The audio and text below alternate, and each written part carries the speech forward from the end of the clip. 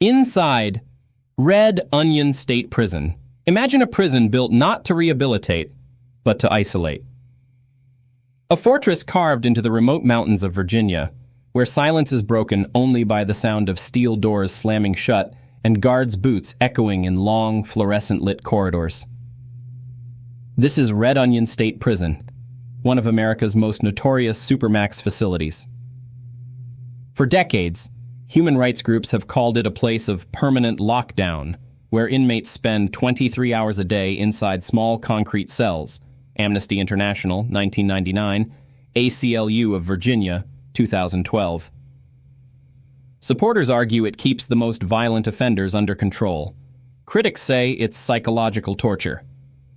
Tonight, we're going inside Red Onion State Prison, uncovering its origins, its darkest scandals, and the reality of life in one of the most feared prisons in the United States. Before we dive into today's powerful story, don't forget to hit that like button and subscribe for more gripping tales.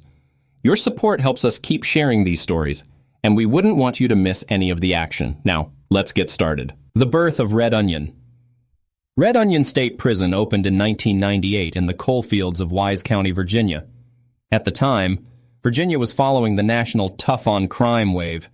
The prison system was overcrowded, and policymakers pushed for a Supermax, a high-security facility where prisoners deemed most dangerous could be isolated. Virginia Department of Corrections, 1998 Annual Report. The location was strategic. Wise County, a region hit hard by the collapse of the coal industry, needed jobs. State officials promised the prison would provide more than 350 positions for local residents. Associated Press, 1998. For many, Red Onion was less about punishment and more about economic survival. But from the beginning, it was clear that this prison was not like others. Designed to house nearly 900 inmates, Red Onion was built for isolation. Each cell measured just 8 by 10 feet, with solid steel doors, narrow slots for meals, and almost no natural light. Human Rights Watch, 1999. Inmates were locked inside for 23 hours a day, allowed out for only 1 hour of solitary recreation in a small cage. Virginia officials defended the design, insisting it was necessary to control prisoners convicted of violent crimes, gang leaders, and those who had assaulted staff or other inmates in lower security facilities. Washington Post, 1999. Critics, however, quickly labeled it a prison within a prison.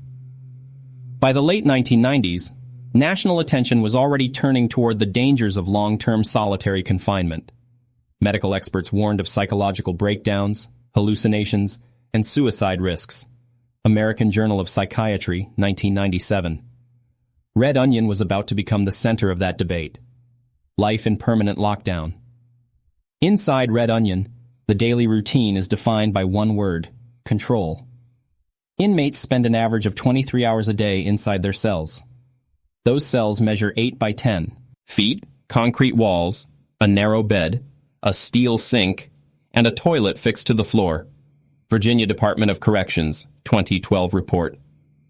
Meals are slid through a narrow slot in the steel door, minimizing direct human contact. The 1 hour of recreation permitted each day is spent in small outdoor enclosures, often described by inmates as dog runs.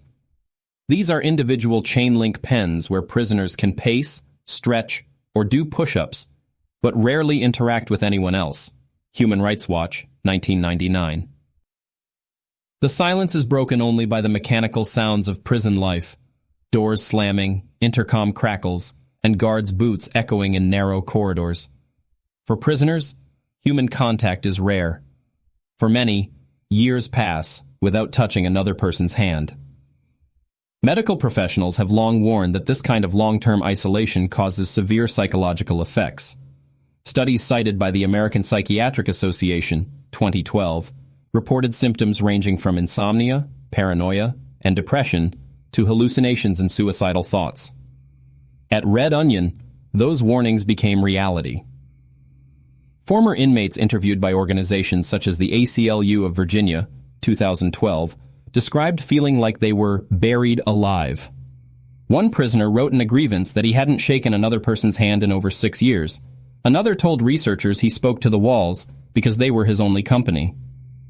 Prison officials defended the practice, arguing that such conditions were necessary for safety and security. They insisted that most men at Red Onion had histories of violence inside other prisons. Stabbings, assaults, gang leadership, and needed the strictest possible supervision. Washington Post, 1999. But watchdog groups countered that many prisoners ended up in solitary for non-violent infractions, including disobeying orders or minor disciplinary violations. ACLU of Virginia, 2012. That tension between security and human rights would define Red Onion's reputation for years to come. The first wave of scandal. It didn't take long for Red Onion to attract controversy. By the early 2000s, watchdog groups and journalists began documenting disturbing claims about life inside the prison. Allegations ranged from beatings and excessive force to racial discrimination and the misuse of long-term solitary confinement. In 1999, Human Rights Watch released a report condemning conditions at Red Onion, calling it an experiment in permanent isolation. The report described inmates being kept in near-total sensory deprivation and warned of long-term psychological harm. Human Rights Watch, 1999. By 2001, the spotlight intensified when multiple lawsuits were filed by inmates alleging systematic brutality by correctional officers. According to court documents, some prisoners claimed they were beaten while handcuffed, sprayed with chemical agents, or denied medical treatment after altercations. ACLU of Virginia, 2001 filings. One of the earliest and most widely reported scandals centered on racial discrimination. A 1999 investigation by the Washington Post reported that black inmates made up a disproportionate percentage of those placed in solitary confinement and received harsher disciplinary punishments compared to white inmates. Washington Post, 1999. Amnesty International joined in the criticism, publishing reports in the early 2000s that condemned the cruel, inhuman, and degrading treatment of prisoners at Red Onion. They argued that the facility was operating less like a prison and more like a warehouse for human suffering. Amnesty International, 2000. Virginia. Prison officials, however, pushed back. They maintained that Red Onion was a necessary tool to manage inmates too violent or disruptive for the general prison population. Officials dismissed many of the allegations as fabrications or exaggerations, arguing that inmates had an incentive to portray themselves as victims. Virginia Doc, Official Statements, 2000. Yet the stories kept piling up. In 2004, a class action lawsuit was filed claiming that officers at Red Onion engaged in a pattern of abuse, beating prisoners during cell extractions, denying access to showers, and humiliating inmates during strip searches. Federal District Court filings, 2004. Although many of these lawsuits were settled or dismissed, the wave of legal actions and reports cemented Red Onion's reputation as one of the most controversial prisons in America. For civil rights groups, it was proof that the dangers of Supermax prisons outweighed their supposed benefits. For Virginia officials, it was a defensive battle to prove they hadn't built a human rights disaster in the mountains. Inside the Cellblock, daily struggles and survival. Life inside Red Onion was never just about confinement, it was about survival. For inmates, every day was a mental and physical battle. Locked inside cells for 23 hours, prisoners developed rituals to keep themselves sane. Push-ups, pacing, talking through the cracks of doors. Some wrote letters obsessively, while others scratched markings into the concrete walls, counting days like tally marks of time slipping away. The isolation often blurred the line between discipline and despair. Reports by the ACLU of Virginia, 2012, documented cases where inmates banged on doors for hours, screamed into the void, or flooded their cells by clogging toilets. Desperate acts to remind the outside world they still existed. But not all coping mechanisms were destructive. Some inmates turned inward. Letters obtained by journalists revealed men who memorized pages of the Bible, taught themselves chess without boards, or composed poetry as a lifeline against the silence. Washington Post, 2009. Yet violence was never far away. Even in a Supermax, tensions boiled over. Fights erupted during rare group movements, like showers or medical trips, and correctional officers were trained to respond with overwhelming force. Red Onion's cell extraction teams became infamous, squads of armored guards storming into cells with shields, batons, and pepper spray when an inmate refused orders. Virginia DOC Use of Force Report, 2005. Prison gangs also maintained a shadow presence. Even in solitary, groups like the Aryan Brotherhood and Bloods were reported to control contraband, coordinate assaults, and exert influence through coded letters and whispered messages passed in recreation cages. Richmond Times-Dispatch, 2007. For many inmates, the struggle wasn't just with guards or gangs, it was with themselves. A 2009 Virginia Department of Corrections report acknowledged that Red Onion had one of the highest rates of self-harm and suicide attempts in the state's prison system. The causes were complex: prolonged isolation, untreated mental illness, and the crushing weight of hopelessness. Officials attempted to counter these challenges by introducing limited programs, anger management classes delivered through cell doors, or tightly controlled step-down processes, allowing prisoners to earn more privileges over time. Virginia DOC Step-Down Program, 2011. But for many, the slow grind of years in solitary felt less like rehabilitation and more like survival of the fittest. Inside Red Onion, the cell block wasn't just a place of confinement. It was a test of endurance. For some, it meant discipline and reflection. For others, it meant descent into despair. And for a select few, it meant rebellion. Rebellion behind bars, riots, and resistance. The first major signs came just a year after opening. In 1999, reports surfaced of organized resistance inside the prison. According to the Washington Post, dozens of inmates staged a hunger strike, refusing meals to protest long-term solitary confinement and alleged racial discrimination. Washington Post, 1999. The hunger strike highlighted the desperation building inside. Prison officials acknowledged the strike, but claimed that only a small group of inmates participated and that operations remained under control. Virginia DOC Press Release, 1999. Still, it was the first public sign that inmates at Red Onion were willing to challenge the system. By the mid-2000s, tensions boiled over again. In 2006, the Richmond Times-Dispatch reported that multiple disturbances occurred across Virginia's Supermax prisons, including Red Onion. Though details were limited, in part due to the DOC's tight control of information, advocacy groups alleged that excessive lockdowns and forceful cell extractions had provoked prisoner resistance. Richmond Times-Dispatch, 2006. Resistance didn't always take the form of riots. Many prisoners used nonviolent protest as their weapon.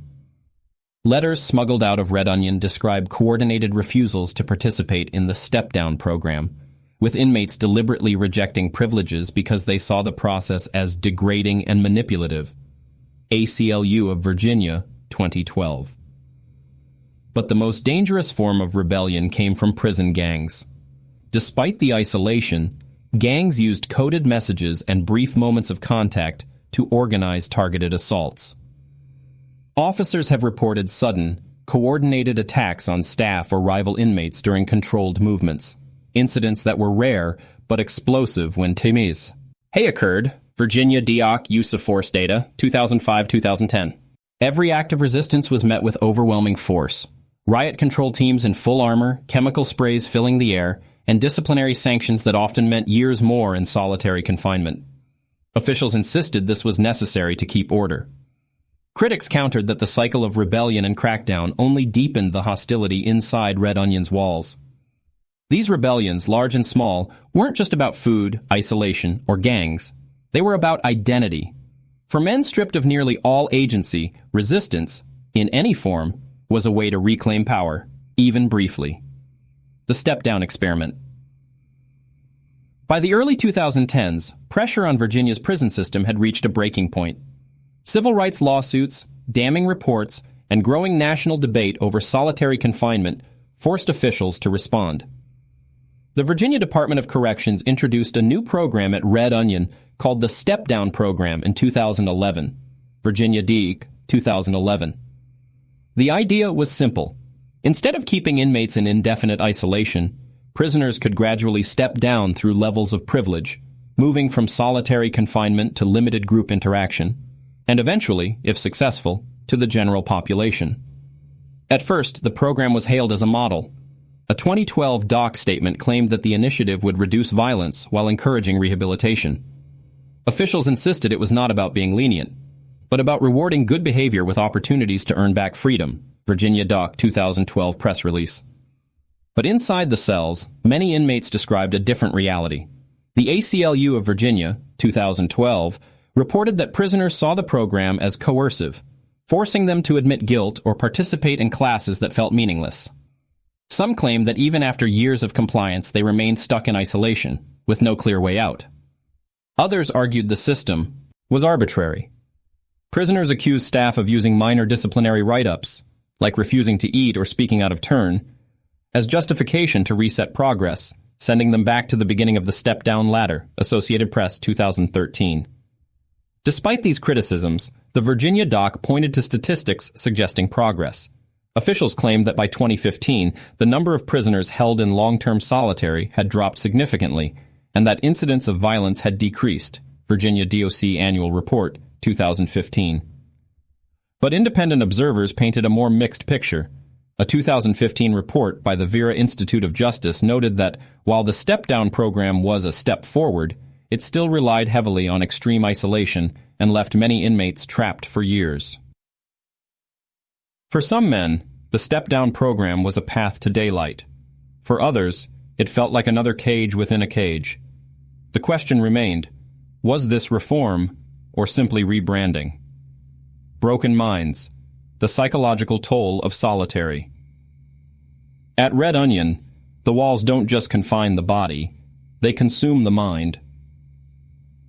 Psychologists have long warned of the damage caused by solitary confinement. A 2003 study in the Journal of Law and Policy described symptoms ranging from depression and paranoia to hallucinations and cognitive decline. At Red Onion, these warnings were not abstract. They became lived reality. Human Rights Watch documented cases of men who reported hearing voices, seeing phantom figures, or losing track of time altogether after years in lockdown. Human Rights Watch 1999. The ACLU of Virginia 2012 reported that some inmates mutilated themselves out of desperation, while others attempted suicide after long periods of sensory deprivation.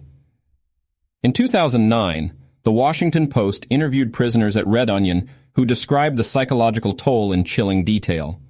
One man said, "I talk to the walls because no any else listens. Sometimes the walls answer back." Another admitted he no longer knew how many years had passed since he had touched another human being. Washington Post, 2009. Experts outside the prison system echoed these concerns. The American Psychiatric Association, 2012, formally opposed long-term solitary confinement, stating it can create or exacerbate serious mental illness. Their findings matched what had been reported inside Red Onion for more than a decade. Virginia officials, however, often dismissed these accounts. The Department of Corrections argued that many inmates already had histories of mental illness before arriving at Red Onion, and that the facility provided adequate psychiatric care. Virginia DOC Statements, 2010. Critics countered that locking men with mental illness in near-total isolation was the very cause of their decline. By the mid-2010s, even reform advocates admitted that the step-down program had not fully solved the mental health crisis at Red Onion. A 2016 Vera Institute report concluded that while fewer men were in indefinite solitary, those who remained still faced severe psychological strain. The psychological toll of solitary was not just about what happened inside Red Onion's walls. It was about what happened after men left them. Many prisoners released directly from Supermax conditions struggled to reintegrate into society, carrying the trauma of isolation with them, long after their sentences ended. Red Onion State Prison remains one of the most controversial facilities in America, a place caught between security and human rights, punishment and survival. The question is simple, but the answers are not. Does isolation protect society, or does it destroy the men inside? Thank you for watching. If you found this deep dive important, subscribe for more investigations into the hidden corners of the world's most dangerous prisons.